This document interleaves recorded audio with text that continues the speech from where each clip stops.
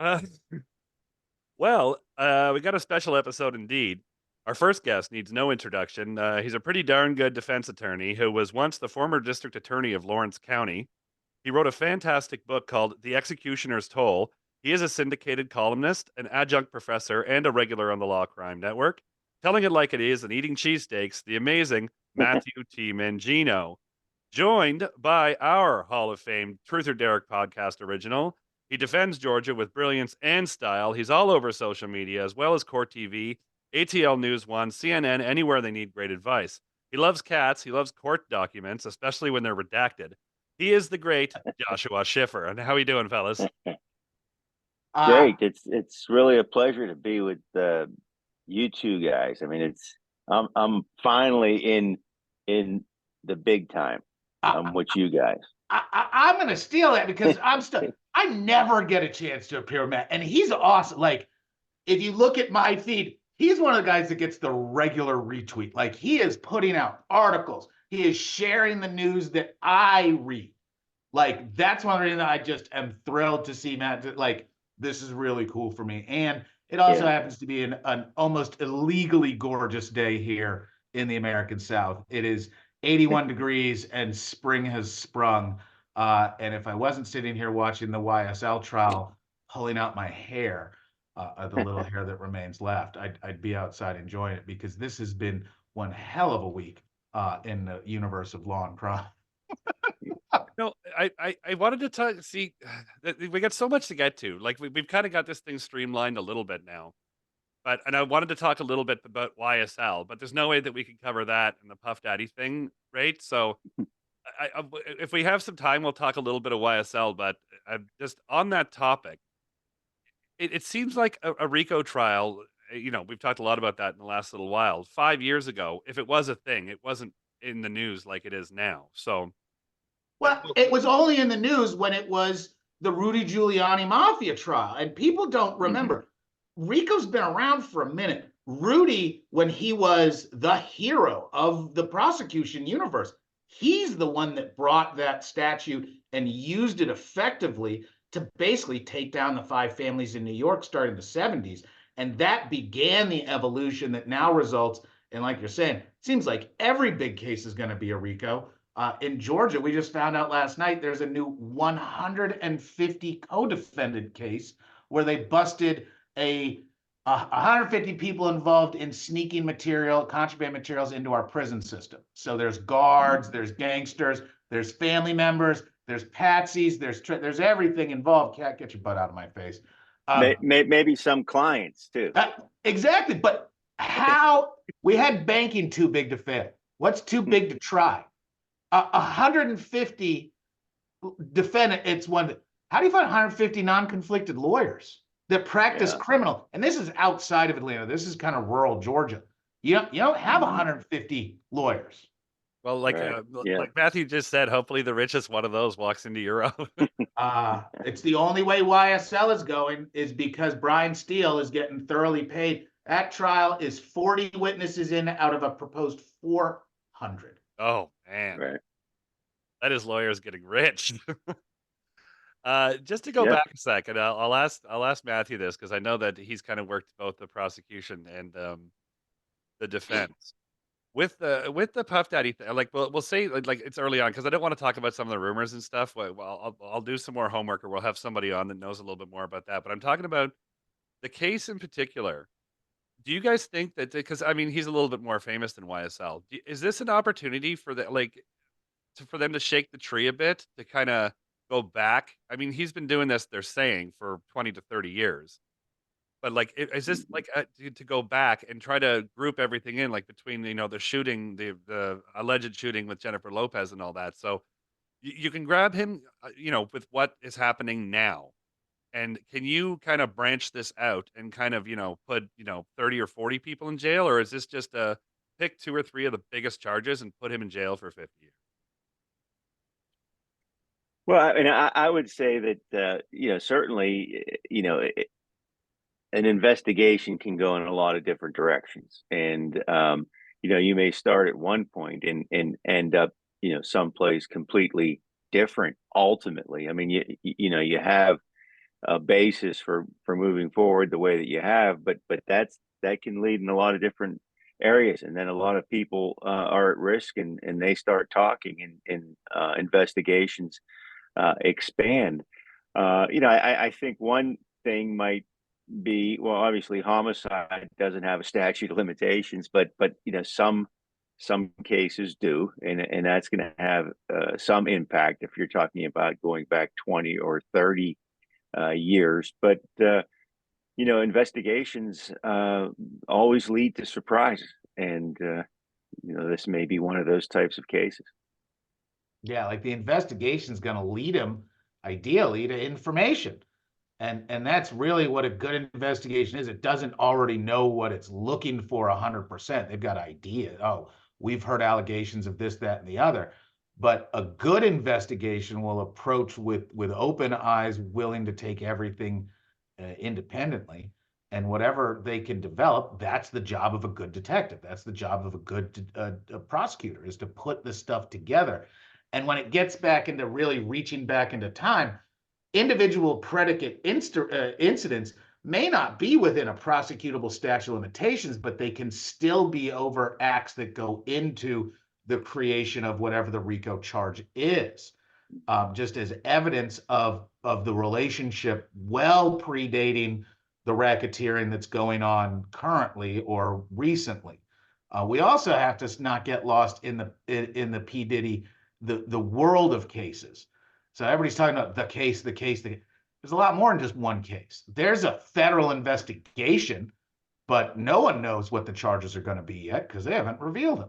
They're doing the investigation, and we know that it involves allegations that have been contained in some civil suits, but we also don't know what other allegations they're working off of. And so it's hard to speculate. Other than that, they marshal together an enormous amount of human power to simultaneously raid multiple places. And, you're talking hundreds of agents and officers involved in what I imagine they had some good justification for that. You're not getting warrants for all that stuff unless you know what you're going after. So, Matthew said about the statute of limitations, obviously murder, there isn't any. Assuming, I mean, and I don't want to get into rumors, but I have heard about some of the brutal stuff that's gone on. But particularly when it comes to money, I mean, I can't imagine, like, we'll say the tax man, for example, the government, if they do find significant amounts of fraud or payouts or whatever it is, that just doesn't get swept under the rug. I would imagine that there's some sort of, again, when you said people are going to start to turn on them, and you see that, like, if there's 10 or $15 million, because I wanted to talk about the Shohei Ohtani situation a little bit too, because that's sort of in with the money. Is there a follow the money here, or is that after 5 years you're scot free? Well, I mean, I think there's always going to be follow the money, and there's always going to be, some pressure. I mean, we know that, some of the most famous gangsters of all time ultimately went down on tax evasion and things like that. So, I would say that money, depending on the context, is sometimes more easy to look into, to follow, than maybe some other issues, especially with regard to large sums of money. I don't think he's going down to the local bank and depositing $1 million in cash, but there are sophisticated forensic accountants and others who can really piece together a money trail, which ultimately can lead to other criminal charges as well. And what we see is the money part being the side leverage when they're doing the investigation, because whenever money's exchanging, there are obligations on the person sending the money as well as receiving, and those obligations kind of stand independent of the criminal investigation. So you can get charged with drug dealing and and then after dispose, theoretically, there are tax implications. And in fact, you can buy tax stamps for marijuana, even though marijuana was illegal forever and ever. There were still valid tax stamps. And even with firearms cases, There are licenses that you ostensibly have to buy, so there can be independent tax enforcement issues. But if you're getting investigated and the Fed knocks on your door, you've got that immediate criminal, oh my God, they're going to ask me about what Matt and I have been talking about that's super illegal. But if Matt's given me money or I've given him and it's not recorded, there's that side end of, hey, Mr. Schiffer, if you don't want to cooperate and tell us what you've done with Mr. Mangino, we're going to have to look into some of the taxes. So it becomes this collateral attack squeeze where even though you're fine talking to us about this, you know, we're poking around and not, we all know you aren't reporting this money. So it adds to that recipe of how you build a case. And that is using the financial records, which are very often just document based, easy to say, man, this is when the money got deposited. This is where the money went.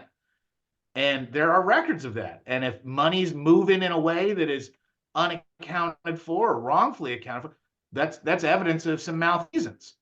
And with the Fed, man, you give them a crack to get into the room, they're getting all the way into the room and they're explore every corner. And that's exactly what they're going to do. One by one, all these people in P. Diddy's life are going to get a thorough examination and poking into, and what comes out of that, P. Diddy should be kind of concerned. Right, and the thing is, whenever you're dealing with the federal government, I mean, they have the ability to cherry pick. So, you know, it's not like the local prosecutor's office where you got to prosecute every single case that comes across your desk because some police officer filed it or one of your assistants approved it. The federal government sits back and they can cherry pick. They take the best cases. That's why 98% of cases end up in pleas in federal court. You know, so, you know, when the feds are snooping around with the resources that they have at their disposal, with, as we've already said, everything from the Internal Revenue Service to ATF to the FBI, you have problems. You have big problems. So it's the big difference when you actually are dealing with retail clients and they come to you. And it's an absolutely different approach with the state versus Fed. In state crime, a crime happened and a bunch of law enforcement was dispatched to investigate and then probably make up an indictment and arrest some people. Federal, just like Matt said, they're sitting back. They're watching this stuff from the comfort of their offices. They gather all the facts. And then when you find out they're after you, half the time it's them just sending you a letter. Hey, sir, we know what's up. Why don't you? News. And when I'm the lawyer, I'm like, all right, so client, this is what's going to happen. We're not going to run. We're not going to hide. We're going to meet with them. And here's what that meeting looks like. Hey, Mr. Schiffer, I'm AUSA Steve. Here's a disc with all the discovery. Here's everything we know about your guy that we're going to share with you that completely convicts him from day one.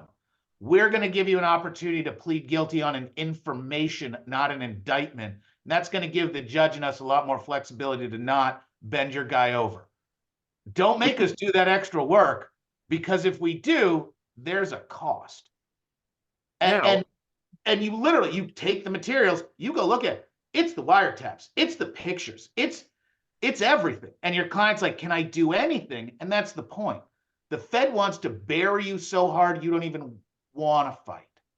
So I have a two-part question to follow up on that. One of them was one that Matthew and I were talking about yesterday, was like a penalty, like money, obviously, for, you know, appealing something like this. But who pays for the prosecution side on the initial charge? Like, I would imagine this is going to cost the state tens of millions of dollars just to get this in front of a judge. Regular state budget, that's prosecutor budget stuff. But if you had, you know, a dozen of these cases come up in you know, it would give you Oklahoma, a lot of reasons to go to your state legislature and ask for a lot more money. right? So assuming he loses this, and, you know, the state's out, we'll say 10 or 15 million dollars. You said, okay, the state pays for that. He's going to appeal, and you get a second swing at that. Like, at some point, is there going to be a system to say you could take another swing at this, but you have to pay for it? Well, or what case are you talking about? A specific case right now where the state, when you're saying? No, millions of dollars. Okay. yeah, we were just asking about like a penalty for It's just for generally. in the Yeah. trial. Yeah. Well, so one of the things that we when I said the trial penalty and the appeal penalty, what I mean by that, and Josh is very familiar with this as well, and I think it's a problem in the criminal justice system, and that is, so you've been arrested, and your case is being prepared for trial, and the prosecutor offers you a plea bargain. Here's our plea agreement. This is what we'll let you plead guilty to, and you say no. Okay, and let's say that plea agreement was 2 to 4 years in the state correctional facility. Instead, you go to trial, and then you get convicted, and that 2 to 4 offer on a plea is way back in history. So now you're going to get 5 to 10. I mean, the prosecution is going to argue, well, he's been convicted on 3 things. Our plea offer was to run them all at the same time, but now we want them to run consecutively. So instead of 2 to 4, you're going to get 6 to 12. So that's the trial penalty. That being penalized for exercising your constitutional right to go to trial. That's the headline. Penalized for exercising your right to go to trial. And the two places I see it, just like Matthew said, the big cases are, hey, Josh, if your client wants to plead guilty to this, we'll give him straight probation. Now, if you go to trial, man, all offers are off the table, and this judge, and judge isn't part of the plea negotiations. Judge may not even inquire as to what offers were made. And the judge, I have one judge that colloquially known as Maximum Mary, where her threat to the entire criminal bar, if you get convicted, you're getting every last minute. And what does that do to the system? It tells them plea. Doesn't matter if it's a crappy plea. Take a plea. Because if you lose a trial, you're getting every last day. The other one of those is for like something small like a DUI. In Georgia, the gimme DUI first lifetime is, the rest of 24 hours in jail that's always waived, and some probation and stuff. Totally livable. Now, if you want to go to trial, 90% of judges aren't going to give you that offer if you're convicted. They're going to give you a couple days in jail or a week in jail, 10 days. And that is basically a judicial coercive threat to not exercise your right. And that's the problem. You shouldn't be penalized for standing up for yourself. And here's the other thing, just real quick, Derek, that leads to as well. Okay.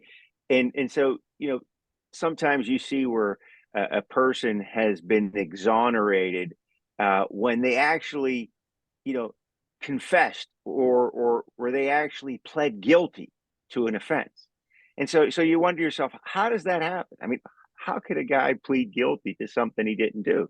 And if you look at these very things that we're talking about, let's say, for instance, you have a criminal history. So in Pennsylvania, we use sentence guidelines, and many states do. In Georgia, I'm not sure, but I'm sure they we have go some. into the history. Yeah, absolutely. Yeah. So you have this scheme. So in Pennsylvania, for instance, if you have prior felonies, you're going to have a prior record score that's high. Then when you look at the guidelines, that's going to impact, the length of your sentence. So let's say, for instance, a guy has a couple of felonies and he gets accused of a crime that he actually didn't commit. So this one he didn't commit, and he's accused of. Because of that trial penalty, he's afraid to go to trial, even though he's innocent, because he knows if he gets convicted with that prior record, he's going to get hammered.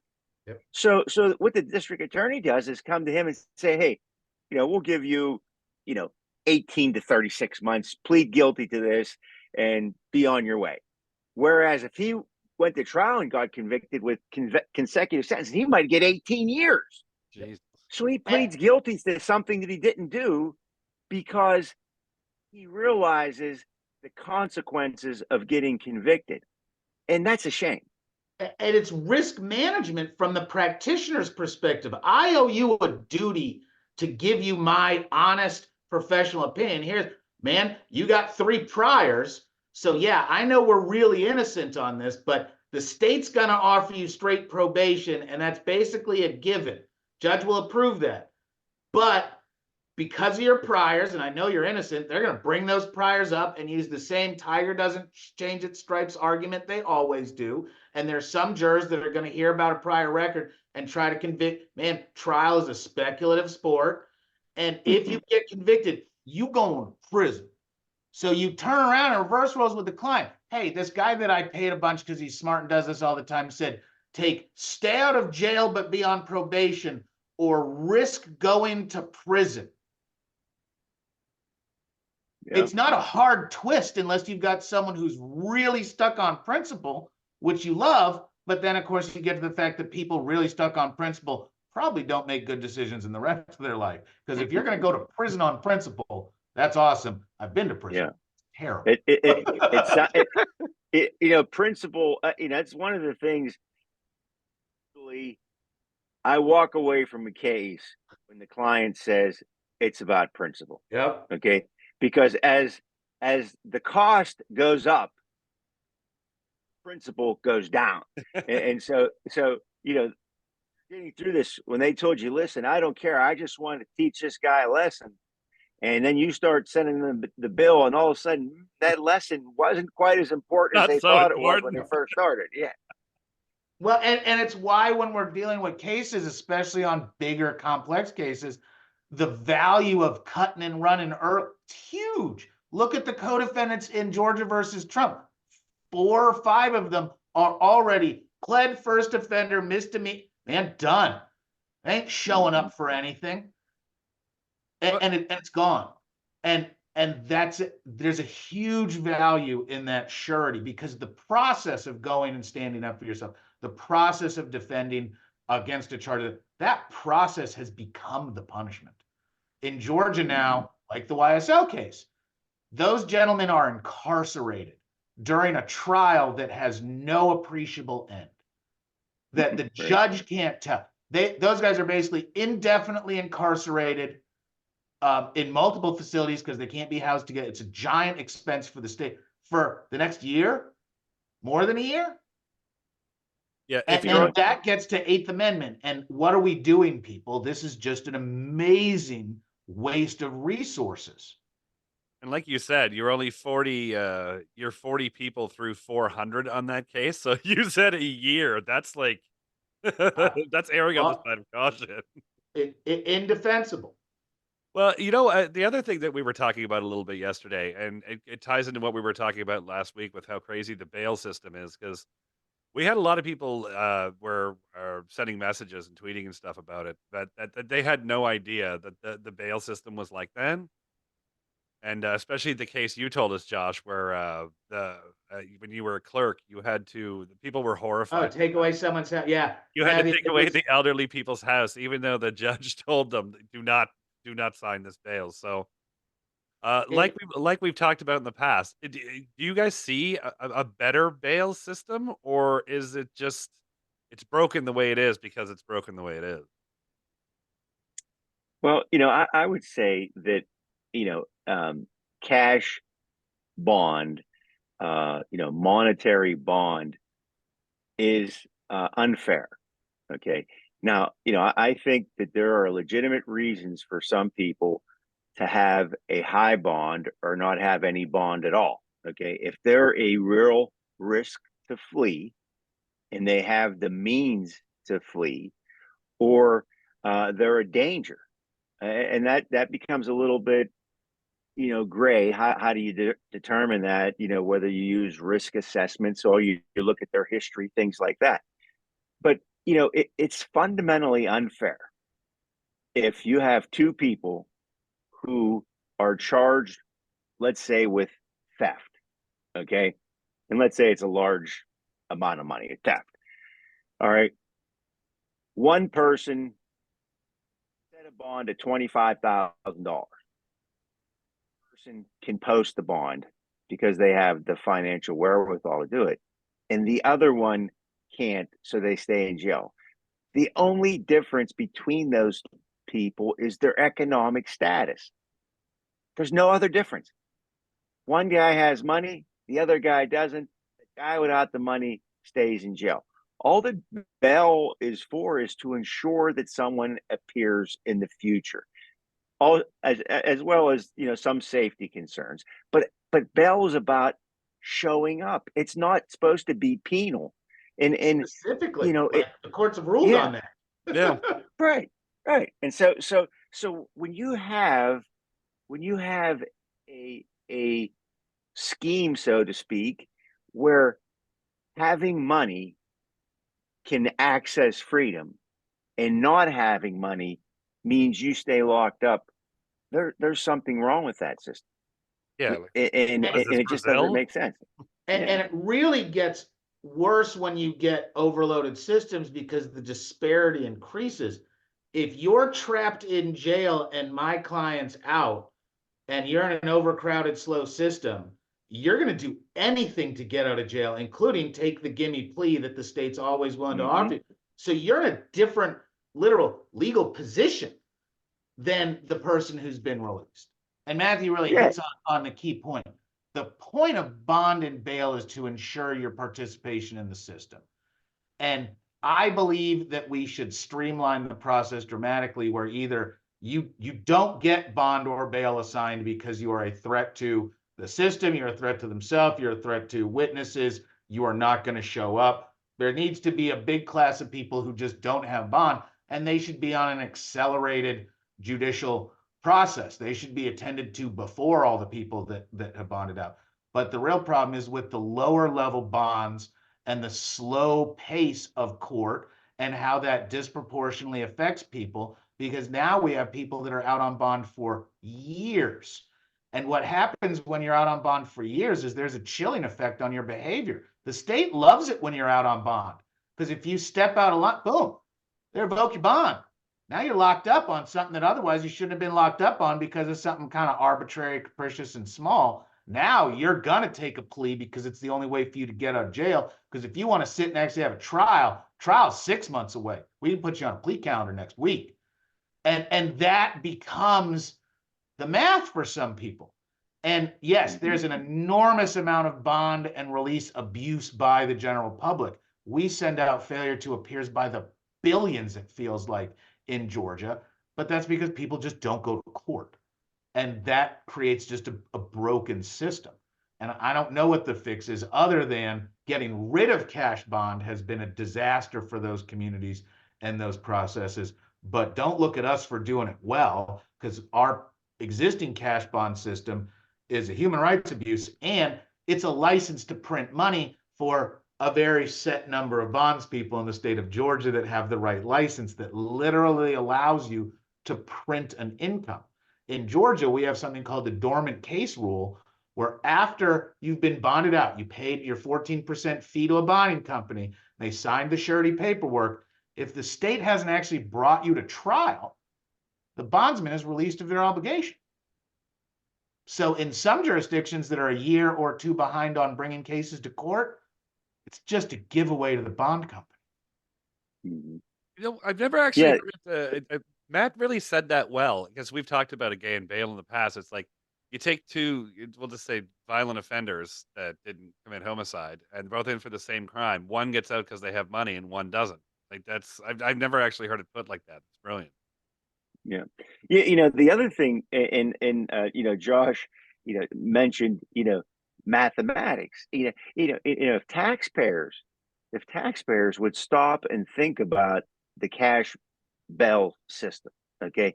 So again, let's use our two guys commit the same crime. One guy can pay for bond, one can't. So they sit there. Okay. So let's think about even people who are so impoverished that they can't afford a $2,500 bail, which in Pennsylvania might be $175. Okay. So they set the bail. The guy goes in jail, forgets about him. 5 months later, his case comes up for trial. Oh, geez. Well, you know what? Plead guilty to time served, and you'll be out of jail. The thing is, taxpayers are paying for these people who can't afford these nominal bonds at times. So, when you look at the statistics, in county jails, 65, 70% of the people there haven't been convicted of anything yet. They're sitting there waiting for trial. Yeah. And the taxpayers are paying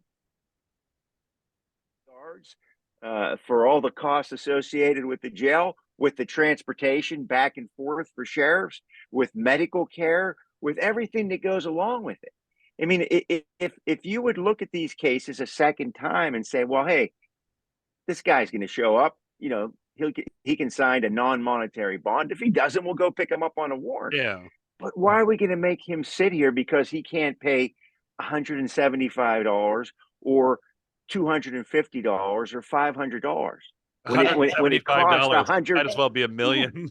But and that's Right. what you also you have don't to got think it. about. The criminal justice system is one of the only exchanges in the universe that accepts all clients. It does not matter how rich, poor, smart, dumb.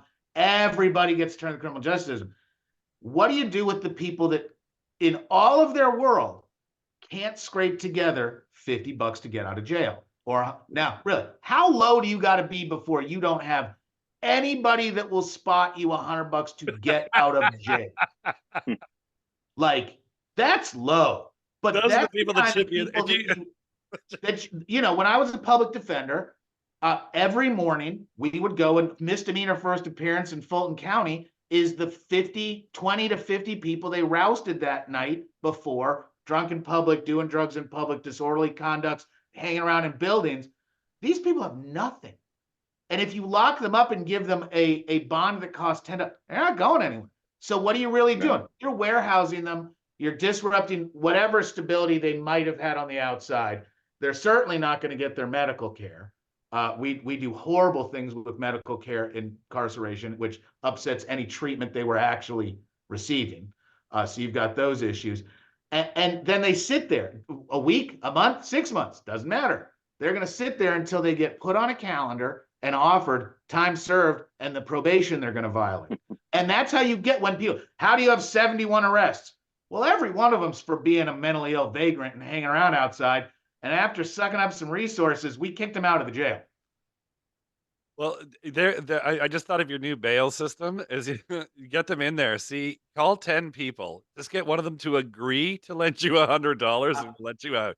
If you can't do that in 10 phone calls, you're out of luck. When you're a baby lawyer in Fulton County, you realize you do not want to get your clients a $500 bond.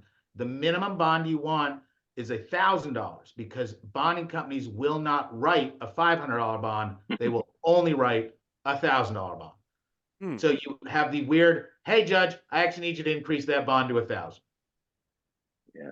And so I would think that if the public understood what was at stake here, and that a guy who can't afford $175 to post a $1,500 bond is going to stay in jail at $130 a day for the taxpayers.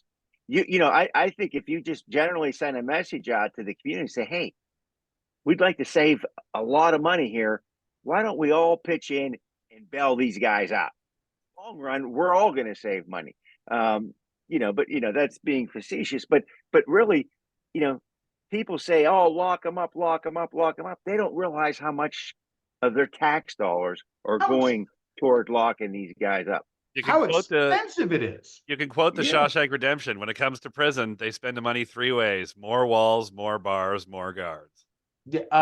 Except now we can't hire guards. There's was a stabbing of a warden, not a PIA, a warden in Middle Georgia, where they have over 50% of the employee positions are unfilled.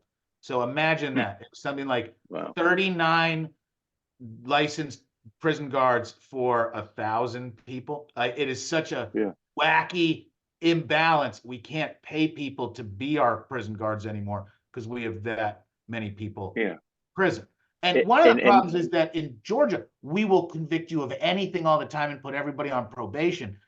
That's a big problem. I believe we need a more speedy, available justice system where if you're willing to just take 24 hours of straight time, 48 hours of straight time, that's how you clear up some of the jails, because so many of the quality of life arrests in urban settings are just moving a guy out of where he's at right then. And it's de-escalating a confrontation, generally with someone who's unhoused, often with someone with mental health. Nobody wants that person to sit and rot in prison. We just don't want them to be harassing that business owner or, yelling at people on the street or need some medical care. I wish we had a better short-term de-escalation process that solved it, because that's many of our chronic people. Yeah, and I think Josh, you hit the nail on the head, because what we got to do, as a society is spend more money on the people that we're afraid of than on the people we're sort of pissed off at. So we're mad because this guy, urinates in the alley every night and stands in front of the businesses during the day. So we throw him in jail. Just mad at the guy. We're not afraid of him. The people that we're afraid of is the people who are out, gang banging and shooting and robbing, and that's where our resources go. But the more we shift the resources toward the people we're mad at, we take them away from the people that we are afraid of and should be spending those resources on. And if the people that you're afraid of have money, it doesn't matter anyways, because they'll be out in Right. 24 to 48 Well, yeah, hours. no, they get good luck. But really what Matthew's talking about is the fact that we've got this few percent of our population that tends to be high intensity use with law enforcement resources. And whether it's the way God made them, whether it's their I don't know. But you see the frequent flyers, and it would be, when you work down there as a public man, you'd see the same people. If your last name is Favors in the city of Atlanta, man, I've represented all your cousins. I know everybody in the damn family. You guys got money. And that's society's commentary. I can't fix society, but I know that we disproportionately spend a lot of resources on a really discrete small group of chronic and routine offenders that deserve their rights, but they deserve a hell of a lot better than just getting continuously locked up, released, locked up, released, locked up, released. You guys a few minutes ago mentioned dumb criminals. Somebody wrote in a question. Laura from Jacksonville. Have you noticed an increase of dumb criminals as a result of social media challenges? And she quoted one, and she quoted on it. She sent a clip to a case of one of the January 6 people who actually got charged because after he went out of the building, he asked the cop to go back into the building to get his phone because he plugged it in to charge it. Yeah. Oh, yeah. Listen, social media, posting things, on different platforms has solved more crimes in the last, I would say 10 years than anything else I can think of. I mean, it's just incredible. This, the one guy, that was a classic. He was the police had noticed that someone was siphoning gasoline out of their police cars when they were parked, at the police station. Okay, so they're thinking about, well, we need to get some cameras in a certain area where these. Lo and behold, the guy is videotaping himself siphoning the gas out of the police cars, License plate and all, and puts it on whether it was Facebook or whatever. But they're the police. Yeah, they're trying to figure out, hey, more cameras. This guy's posting himself siphoning the gas out. So the things people say and write and post are just unbelievable, and ultimately leads to more and more arrests. I mean, every police department that has any sort of resources, has an intelligence officer that's frequently checking social media posts and things like that, because it's like a wonderland for law enforcement. And to quote my evidence professor, those are admissions. They're super admissible. You don't have to contextualize them at all. Did your client say, yeah, okay, then it's really coming in. And now, like, look at these RICO cases. A bunch of the evidence are voluntary posted TikTok videos and pictures of you holding a bunch of dope and guns, doing stuff that I don't care if it's artistic or not. Jurors are going to look at it and be like, well, now I see exactly what you're doing there. And now that we have these pocket Fourth Amendment violations, well, you've given somebody else the ability to track where you are 24 hours a day. You've given some of the apps the ability to turn on your microphone, take pictures. Like the idea when I was a kid, all the movies were stay off the MFing phone. Like there's the casino bit where it's Robert banging the phone, stay off the phone. Stay off the fucking phone. Now these people are like, hold on, let me just admit this and it's like you people are just handing them the case. If you do it digitally, I've got a guy I can pay that can get it for me. I don't care about your signal. We've got a big case here with 60 co-defendants and everything. Oh no, communications, they're all encrypted and well, except when they flip one guy and then he opens up the signal and then hold on, all of the messages were shared with everybody. So F your secret. No, man, y'all don't know how to do this. You're terrible criminals. The safest thing in the world, piece of paper. If I've got something that's really secret, it's never getting near a computer. It's going to go on a piece of paper. And if I really want, I can stick that in a safe. Because if you email it, man, you may as well be reading it to your grandmother. My favorite one, it was also a Facebook one. The guy had done an armed robbery in the morning. And then he posted a video on Facebook later on with the gun, and he was wearing the same clothes. And he was talking about the robbery.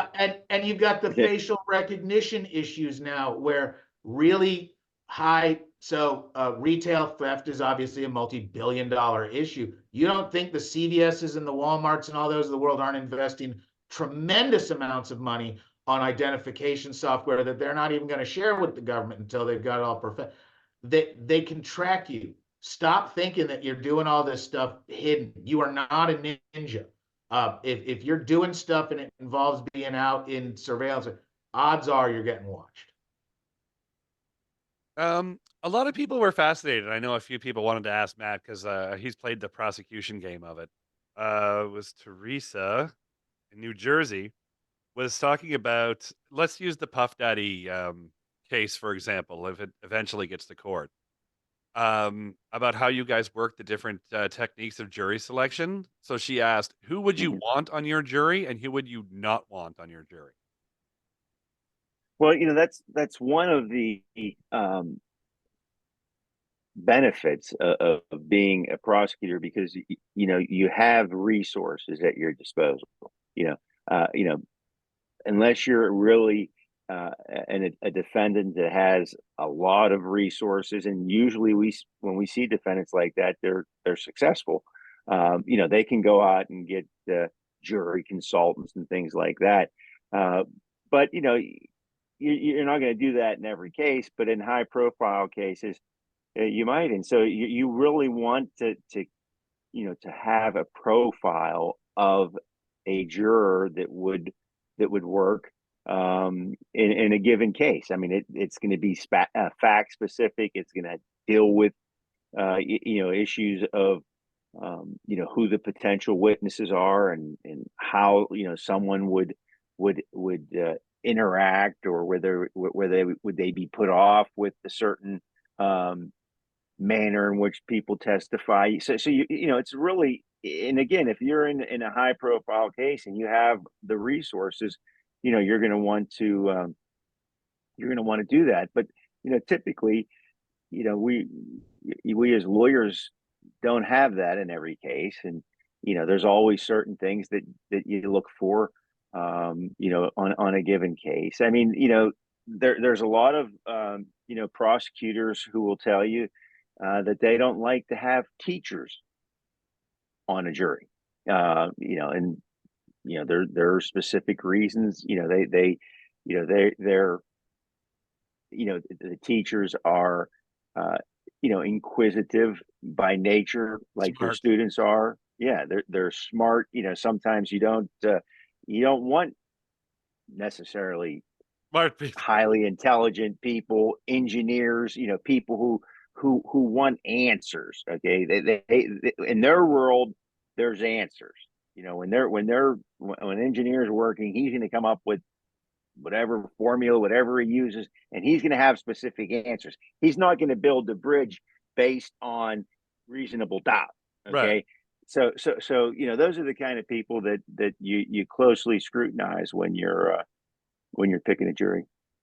Yeah, the nice thing about, and my partner Doug's a former prosecutor, and I've worked with lots of prosecutors with our victims practice. When you're picking a jury as a prosecutor, you've got that benefit of built-in righteous indignation because the rules of society have been broken, and you get to lean into and be that positive person who is, I work for you and I'm here to make sure that everything that we share is good. So there's a lot because you're trying to build 6 or 12 people into a unified force. It's that tribal dynamic. And we get back to the fact that jury selection really is an exclusionary process based on your biases and prejudices, which is that teacher rule. Because I've heard that since I was a baby lawyer. Mm-hmm. Teachers are one of the ones we love to talk about. Oh, teachers are like that. Oh, no, teachers are like that. Oh, no, teachers. And it's civil and criminal. I think as we get more sophisticated in jury selection, we as practitioners have become more knowledgeable that the individual's responses and our connection with them is a little bit more important than some of the broad brush old tricks, like old white guys are all conservative. Well, yeah, no. I got some pretty liberal white dudes that will very progressive. We've seen that with the old adages about African American jurors, and it really racist, really awful stuff. There have been some reversals in courts of appeals from notes held by prosecuting agencies using inappropriate justifications to choose or deny jurors. I think that jury selection gets more important, and everybody's realizing that, and it's about the connection and what you're doing with a juror, where you're going to bring them to go with successful trial lawyers. But of course, many trial lawyers never are successful. They don't enjoy it. They don't get lots of experience. And they just kind of pick jurors using the old handbook, and that doesn't make for a very good trial. Advanced trial techniques and practicing that stuff, that's what's going to make you a better prosecutor. And hopefully good prosecutors are getting that training. I got a question here from Jason in Tampa. Said, if you could be an attorney in any case in history where you think you could have made a difference, which one? Well, I'm going to let Josh answer that first. Yeah, that's a tough. So it's hard. It's hard to think about famous cases where the side I like lost, because we don't get to hear about those over history. Mm-hmm. I'd love to say that I would have done better with some of our civil rights cases that never made it anywhere. Because remember, some of the best cases got squashed by insurmountable powers at a very early stage. And it's not fair. And the justice system isn't fair. And very valid grievances never see the light of day. So I'd probably say something like that. The really specific cases, I'd love to be involved in some of the big, policy case. Like, you can hate Ralph Nader all you want. The guy forced the American auto manufacturers to do some crazy stuff when they didn't want to. Some of the environmental groups that have had these massive cases that have benefited the whole world, that only would have happened because good people working with non-governmental organizations got together and were dedicated to something they believe in. But a giant criminal trial one way or another, I don't think I have anything like that real specific. I don't. I think like 5 to 6 months ago, I asked Kirk Nermy that. He was like, mine. I wouldn't have done mine. It was impactful on his life. Yeah, I mean that's a tough question. You think of the famous cases like Leopold and Loeb and cases like that have kind of been historical markers in terms of the criminal justice system. but yeah, I mean, I think that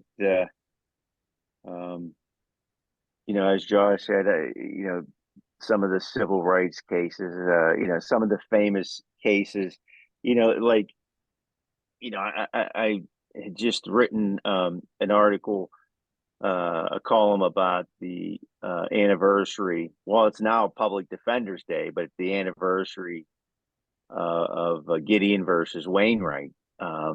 And it's just fascinating to listen to the tapes, because you can actually listen to the tapes of the argument of Abe Fortas, because the ironic thing about Gideon versus Wainwright is that he wasn't given an attorney when he requested one after being charged with a crime in Florida.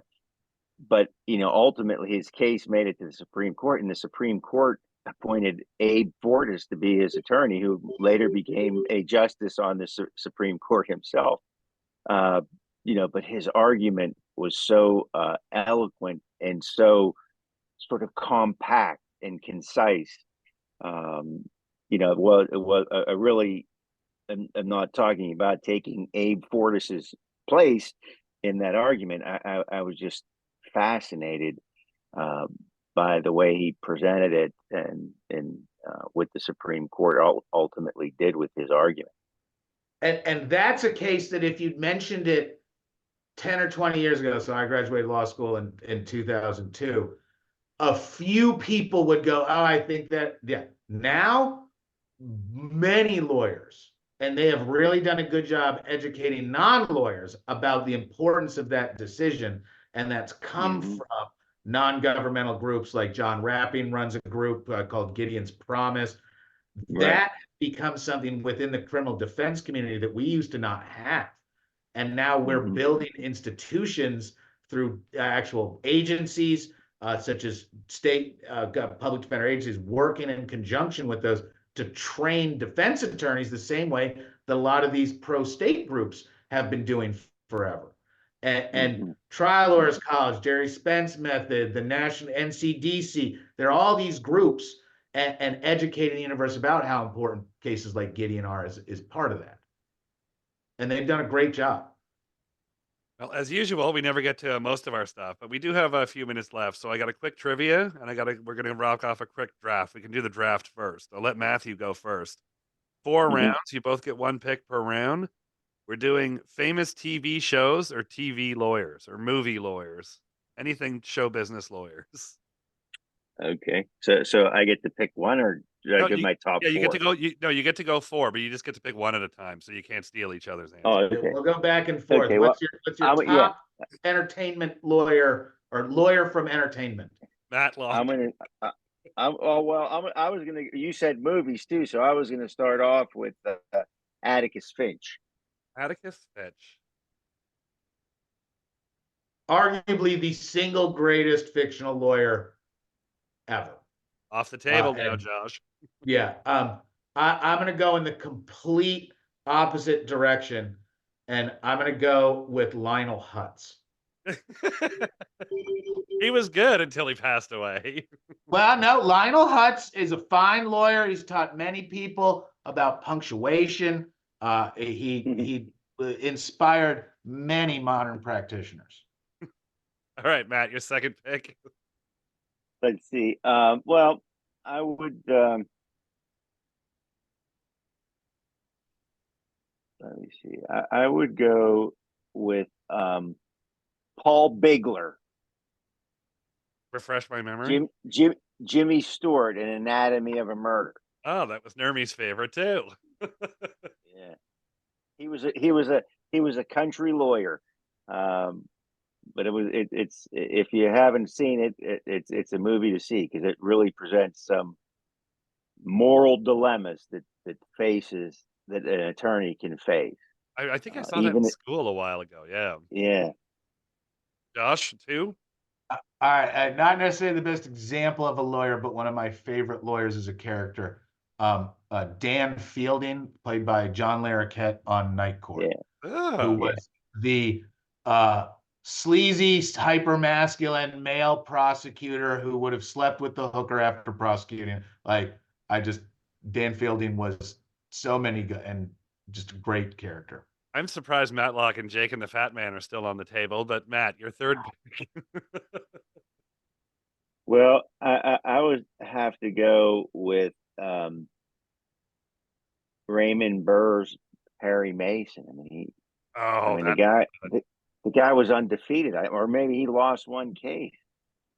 You know, and he did it just him and Paul Drake. I mean, he didn't have anything else. He yeah, can't overlook Perry Mason. somebody told a great joke. It was him or it was one of those television detectives. They said something. It was like, well, what the fuck do you know? You solve 100% of your cases. Josh, number 3. One of the best movies of all time, one of the best lawyer roles of all time. Tom Hagen in The Godfather. The levels that you can interpret the relationship of him as a lawyer, as a mobster, as a man, one of the greatest characters of all time. All right, Mr. Mangino, your last pick. Well, yeah. So he took the consigliere away for Don Corleone. But there's a lawyer in a movie that I really like. I don't remember the lawyer's name. Okay, but you may you or your viewers or listeners may remember Breaker Morant. Okay, and Breaker Morant was an Australian movie in which they won the Academy Award for the best foreign film that year. But Edward Woodward, actor, remember from The Equalizer, he was tried for killing Boer prisoners during the Boer War. And they had a court martial because they were kind of like scapegoats. There were 3 guys on trial, and they had a court martial lawyer, basically like a real estate lawyer that they sent to defend Breaker Morant. But the actor in the movie is great, and he of course he fights and subpoenas Lord Kitchener, who was the general of the army. It's a great movie, and he did a great job as a novice trial lawyer in that court martial. All right, Josh, your last pick. I keep going through. There's so many good ones. So Juliana Margulies from The Good Wife. Come on. Juliana Margulies, who is also just a super crush since her time many years ago on ER and before. Right. She's amazing. My cousin Vinny. Come on, you can't talk law and movies. Joe Pesci. Possibly the finest legal movie ever made. They literally teach ethics using that movie because there's so good examples. Absolutely fantastic. The Al Pacino in what's the one? The Firm. What's the one where he's the truly evil chief lawyer? Isn't Keanu Reeves in that? Constantine? No. No, it's not Constantine. It looks like Constantine. Yeah, I know the one you're talking about. It's one of not Crichton, but one of the authors. But it's the truly evil, big law evil devil, because that is what a lot of younger hyper masculine. I'm going to take over the world, be the coolest guy in the universe. What do you want more than a penthouse office with dozens of junior associates and a black car no matter where you go, and everybody bows and scrapes and treats you? That's the fantasy, and I've met that guy. There's a couple of them out there. They're just very rare, and I think they're secretly very unhappy. All right, one last quick thing. There's 5 items, right? All of them sold at auction. I'm going to give you the item, and you got to give me, both of you just spit out a money number. It doesn't matter about go over. Who's ever closest wins. Best out of 5. Okay. At an auction, the first iPhone, it was a 4G in its original wrapper. Just sold a couple days ago. $6,000. Matt? $50,000. Matt wins that one. It was sold for $190,000. It was $499 when he bought it. Had he have bought one stock, it would have paid off $32,000. He bought an iPhone and it just sold for $190,000. Wow, what a good decision, huh? Yeah, no kidding. All right, one of John Lennon's teeth. Wow. Oh, that's a 6-figure. Yeah, that's 6 figures. That's 150 okay. grand. I'm saying 1.1 million. You know what? You guys would have overpaid. It was one of his molars. It just sold for 31,000. So Josh gets that. Now, you can clone him off of that. That's got DNA in it. That seems very low. They're cloning sheep. Lennon's Yeah. gonna be next. Sheep to John Lennon is a very short jump. They're right next to each other. Yeah. All right. The original glove Freddy Krueger wore in the first Nightmare on Elm Street. That's almost 100 grand. I'm gonna go 90 grand. I'm gonna say 101,000. And Matthew could get that one because it sold for 150 grand 3 months ago. Yeah, it almost makes sense. Alrighty. More than John Lennon's tooth. I'm still thinking that we can clone him from that. They could have bought it. They could have bought cloning John Lennon. Wait. See, if I own the tooth, then I can sell little slices of it for like 5 grand a pop. I could turn 30 grand into like 500 grand. Right away. All right, fourth item. Lee Harvey Oswald's wedding ring. Somebody really sent me this, like by the way. Like, I guess that could be should surprisingly cheap. I'm gonna say guess first. $7,200. 7,200 for his ring. Well, I'm gonna say like 75,000. Matt gets that one. 118,000 for Lee Harvey Oswald's wedding ring. Really? Like that's like it'd be different if it was like his, shooting glasses or the stuff that. That's if he's guilty. We don't. Same as O.J. Simpson. I remember with Cheryl McCollum was on. We were like, allegedly. We're like, yeah, you don't know.